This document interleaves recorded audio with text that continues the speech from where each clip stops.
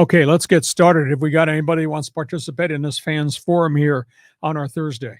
Yeah, so here we go. This is from the San Diego Sports Talk channel. I'm so sad that Gaylord Perry passed away, and he'll always stay a legend. Oh, definitely so. And John, you made an interesting point that the batters, they feared he was throwing spitballs and he was loading it because his balls would come in and dip. And then the batters started to get psyched out in the box. They were thinking so much about, is this ball going to dip, or am I going to face a normal splitter, or what am I get? The batters got all psyched out by the guy. But what a unique personality. One of the more diverse guys. He was an intellect. He was kind of a mad scientist as a pitcher, and then he cheated. But today's modern day, and we'll talk about this next week, today's modern day question is, well, gee, if Gaylord Perry admitted he threw spitters and he cheated, he was in the Hall of Fame. Does that make him different than the other cheaters that are trying to get back on the Hall of Fame ballot? Another topic for another day, but Gaylord the Great. Well, I just have another great story about him is that when he played for the Giants in the 60s, the batters were hitting, and I guess it was like before the game, it was batting practice, and he's out there flailing. The guy couldn't hit. And Alvin Dark was the manager, and he made the comment. He goes, a man's going to be on the moon, before Gaylord Perry can hit a home run. And sure enough, on that day, what was it, July 20th, 1969, when Apollo 11 landed, it landed, and then 30 minutes later, Gaylord Perry hit his first home run. Anybody can walk into any one pitch once in their life in the major leagues, and Gaylord did. Like Bartolo Colon did. Exactly. For unfortunately, here in San Diego. So, San Diego Sports Channel, thoughts on Gaylord Perry. We're covering that. He goes on, I'm a big fan of the San Francisco Giants. I will buy a Gaylord Perry jersey to remember how great of a person he is. I don't know if his number's been retired by San Francisco. He did pitch 10 years there, and he won a bunch had 520-win seasons, and including one when he was really an old pitcher. I don't know if his number's been retired, but I bet baseball does something to salute Gaylord Perry, or at least maybe the Giants will, since he spent a decade there. And that's fascinating, though, that he finished his career pitching for Billy Martin's club, the Yankees. Yeah. How about that? John, if you could Google sometime Gaylord Perry videos, I bet there's one with Billy Martin losing his mind in the dugout. I don't know if there's a video of him with the Doberman pitcher and the dog in the dugout, but check that one out. Okay, here's another great question here, and this is from Michael Duell. Love the show. Any update on Don Coryell's Hall of Fame candidacy? When they get to Super Bowl weekend, they will vote on the final lists. There's 28 left on the list. They will vote as to whether he gets in. My heart says, as a contributor to the game, he deserves to be in the Hall of Fame. But understand this, he won only 100-plus games in the NFL. He never got to the Super Bowl. He only won 100 games in college football. That's 200 composite wins. I think people hold that against him, but I know they've diversified the different categories. Now they've got the contributor category.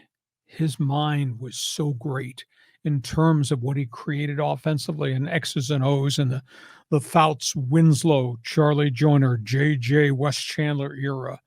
I think he deserves to be in the Hall of Fame. I just don't know the fact that he only won 100 games and never, ever got to a Super Bowl game, whether that really works against him. But we'll find out Super Bowl week this coming year. Yeah, it seemed like his coaching tree was tremendous, all the people downstream. But, so many San Diegans, I always think of Nick Canepa, always writing articles longing for getting Coryell into the Hall of Fame.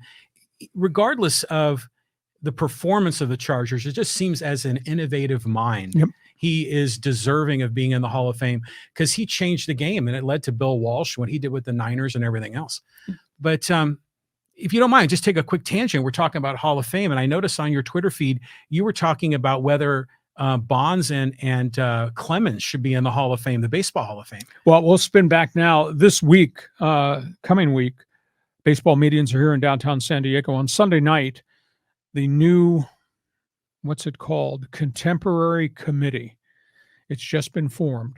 Will meet, and they will talk about 8 names that are on the contemporary list. Those 8 names are guys who've been on the Hall of Fame ballot that did not get in. You have a 10-year window to get in, John. They will review 10 guys. Included in that group are Fred McGriff, legendary Braves Padres home run hitter. They will review. Yeah, got me here thinking. Who else is in that list? Kurt Schilling, legendary pitcher with a great postseason record. He never got into the Hall, but what he did with the Red Sox with the Phillies. But they're also going to have to review the controversy involving Bonds, Clemens, and Palmeiro. And those guys spent 10 years on the original Hall of Fame list. You got to get 75% of the vote to get in. They never got there. They got to highest they got was the final year at 65%. So they fell off the ballot. Now, because they've served that 10-year window, didn't get in, their name drops down to the next ballot. And the burning question is, this committee is very different. The original Hall of Fame committee that votes on everybody, those are members of the Baseball Writers Association of America. They have the vote. This committee is made up of 7 Hall of Famers, led by Ryne Sandberg, Jack Morris, Frank Thomas. Only 7.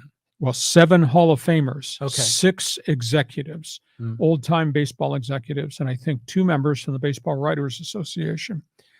You know, I think it's hard for Ryne Sandberg, who preached integrity of the game, and so did these other guys, to look at Clemens and Bonds, despite the gaudy statistics and the fact that those guys got dragged into the middle of the Balco lawsuit, the Mitchell report, etc. I think it's hard for the Hall of Famers who did it and did it cleanly to look and say, we should admit these guys based on statistics, but most everybody's of the opinion they cheated for a long period of time. We'll find out, because they'll announce, I think, by the end of next week, at the end of the winter meetings, their decision. Going to be a tough call, because what you've got are 7 former Hall of Fame players are on that committee. And those guys all got in based on their credentials because they were clean. They earned it. They deserved it.